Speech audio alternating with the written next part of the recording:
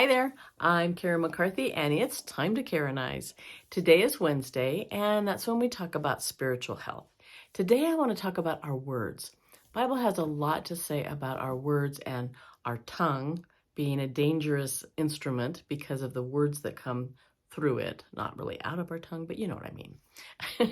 It has a lot to say about that. It has in Matthew 12, it talks about if a man is storing up evil inside himself, so resentment, bitterness, negativity, whatever, that's going to come out.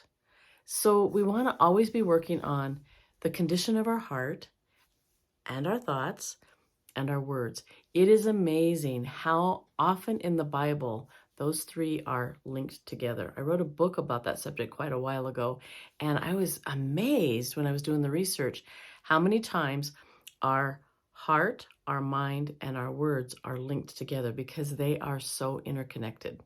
So anyway, here's just a little thing that I ran across a while back called CUT, K-U-T.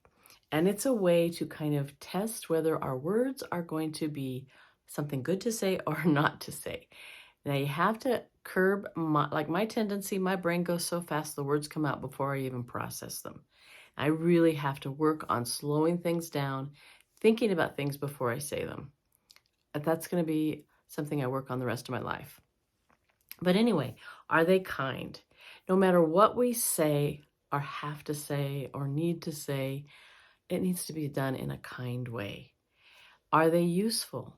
Sometimes we don't really need to say what we're going to say. We don't need to tell what we were going to tell. We have to think about, is that going to be useful or is it going to be harmful? And the last one that I really want to focus on is true. Are they true?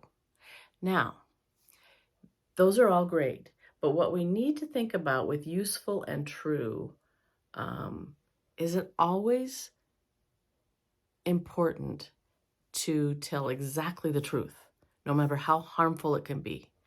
For instance, I have a great example with my mom because my mom had Alzheimer's before she passed away. And, if you were talking with her, she would often say, my dad's name was Vern. She'd say, hey, where's Vern? And I'd say, oh, he's working. It's one of his overtime days. I did not say, now, Mom, he died 18 years ago. There was no reason to bring that back to her, those memories.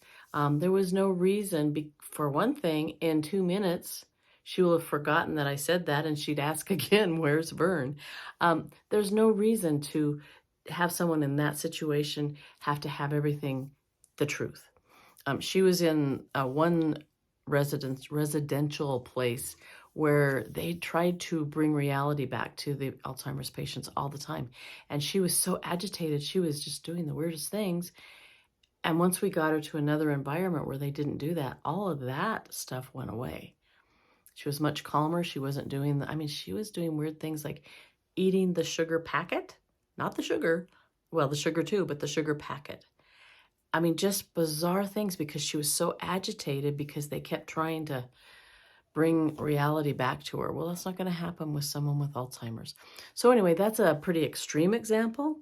But think about, do we always need to tell the truth? Not that I'm saying that we need to lie, but do we need to always, does everything always have to be out there in the open if it's going to be harmful and there's no purpose, no useful purpose for it? So think about what you're saying.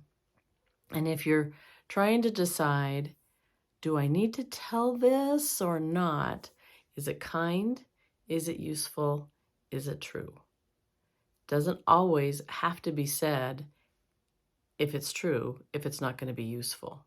It doesn't always have to be said, if it's useful and true, but it's going to be harmful or hurtful, I guess I should say, we need to remember, number one, find the way to say it in the most kind manner possible.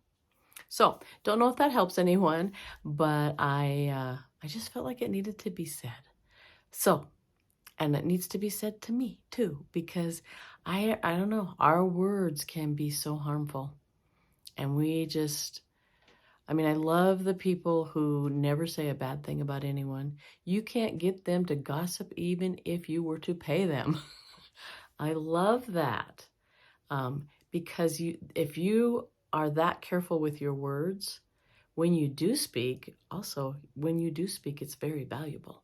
So, hope this helps someone. Have a great rest of your week, and I will see you on Friday.